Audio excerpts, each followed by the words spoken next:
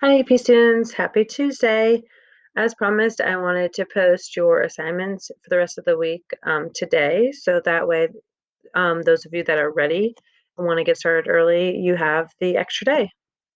So what we're going to be looking at is an assignment on Karl Marx. We're also going to be then looking at an ed puzzle and then doing an infographic of Darwinism and Marxism.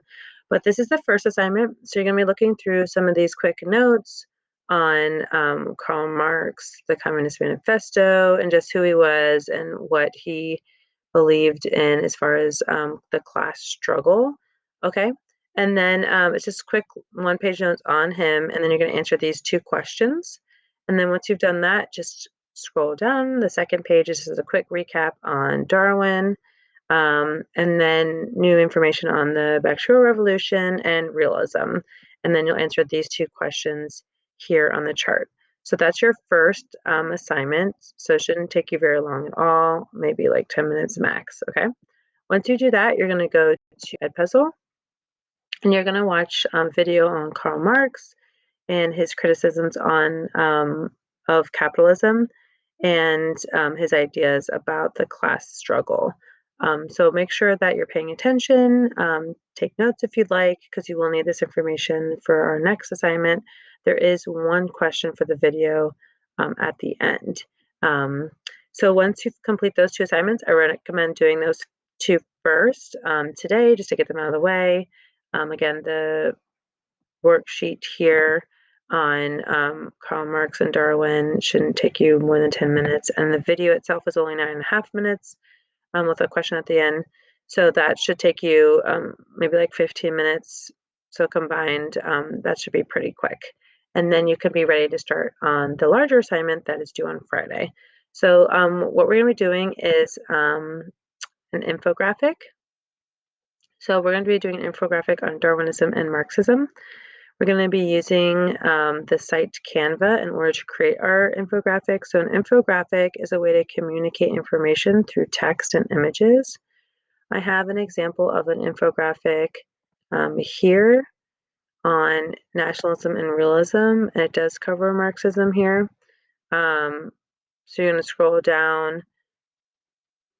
Just to look at it, here is a quick overview of what an infographic uses. It uses different colors, sizing, font, images on it. So those of you that had me last year, you remember using Canva for our unit on China, and we looked at the different dynasties on Canva. So Canva is a free site. I linked it here and here. In order to create your infographic. Now you just need to sign up. It's a free website. They have a lot of elements and design and templates that you can pick for free. I don't know if they've opened up other options, the paid options, because of the coronavirus. I know a lot of websites have made a lot of their options free that are learning educational websites. But you don't need to, if it doesn't, that's fine. There are plenty free templates and options you can use in images that you can upload and add for Canva. Now, if you're really against Canva and you don't like it, I highly recommend it, but I will also allow you to do an infographic by hand. So you would simply take a picture of it and upload it as a PDF to Google Classroom that way. However, I do have a couple of stipulations for a handwritten infographic. It needs to be on printer paper, not lined paper.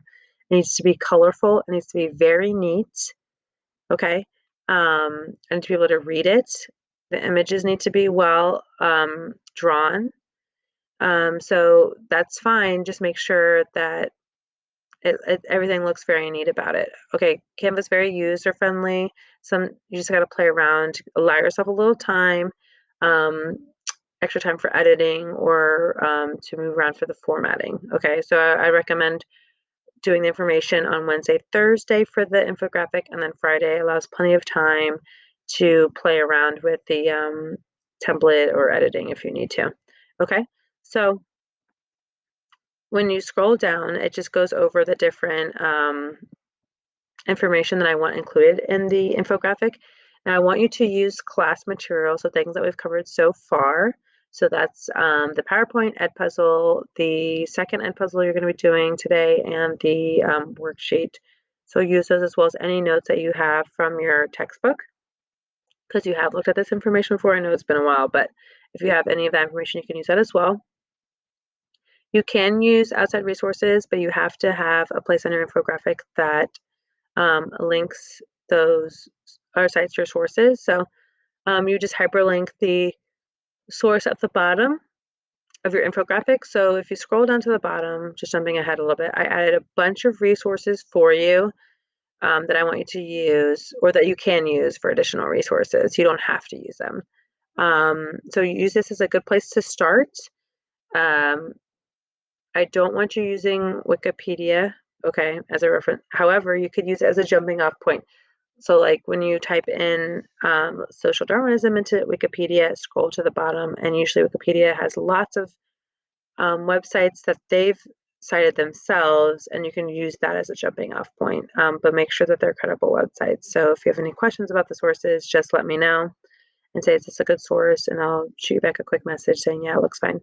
So these are the elements I want you to include in your infographic. Have a title, include the dates at the top. So dates of when they first were started, like thinking like notoriety, like when the theories of Darwinism and Marxism started and when it ended. Okay, so think in terms of socialism.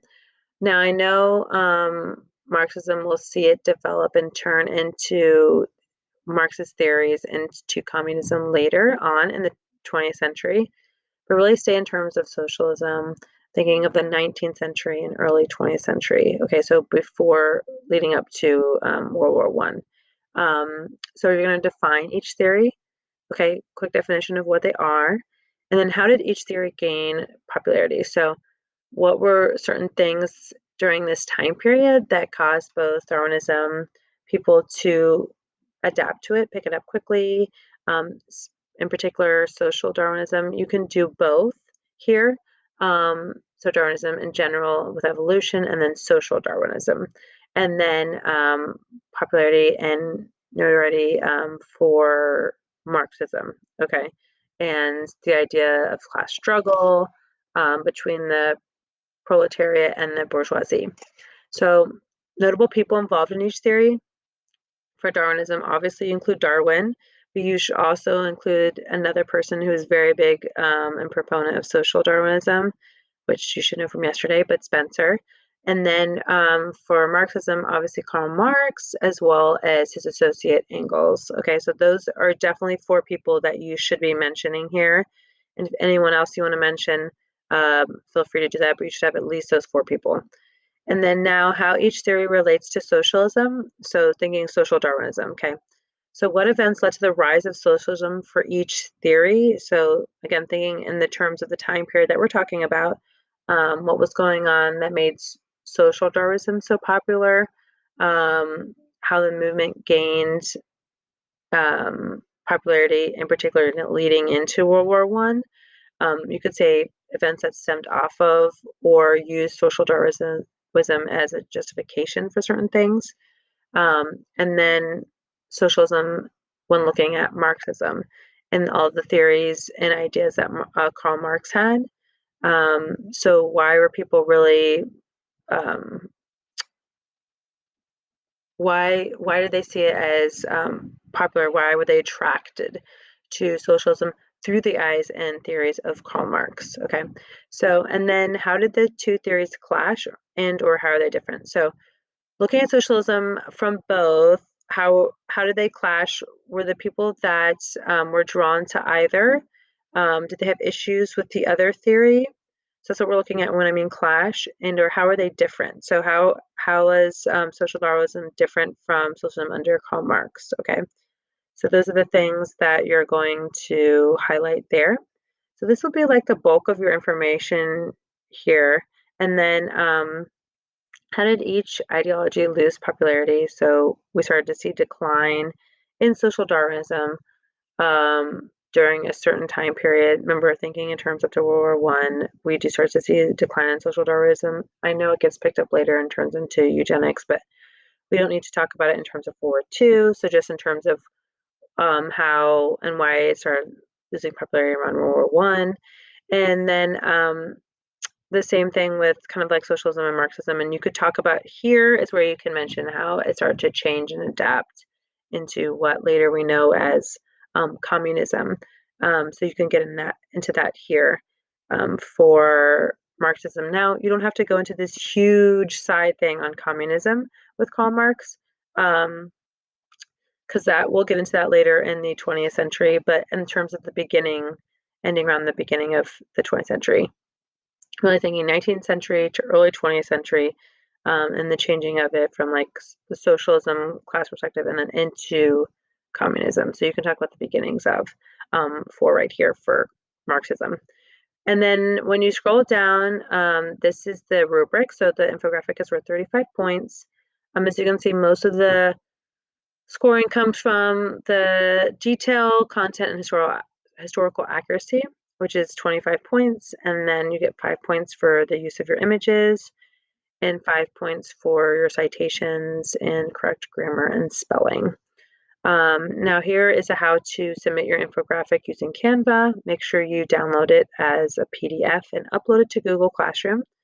If there's a way to share it as well, just like with Kaggle, then you can simply still upload it as a PDF and attach it to Google Classroom, but also include if there's a way to share the link in the comments when you submit in your submission. There's a comment section and you can post a link there. So then again, at the bottom, I just have additional suggested resources you can use.